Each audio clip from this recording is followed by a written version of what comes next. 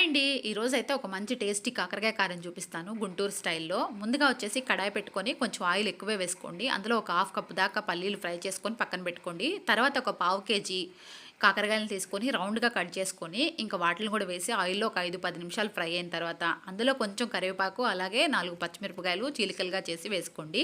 కొంచెం కాకరకాయలు ఫ్రై అయిన తర్వాత వేరొక మిక్సీ బౌల్ తీసుకొని అందులో ఒక టేబుల్ స్పూన్ కారం, హాఫ్ టేబుల్ స్పూన్ ఉప్పు, ఒక వెల్లుల్లి గడ్డ వచ్చేసి మొత్తం వేసుకోండి. ఇంకా వీటన్నిటిని కూడా మిక్సీ పట్టుకోండి. తర్వాత ఎండు కొబ్బరి ఒక చిన్న చిప్ప అయితే ఉంటే దాన్ని కూడా మిక్సీ పట్టేసుకొని ఒక 3 టేబుల్ స్పూన్ల దాకా అయితే వేసాను నేను.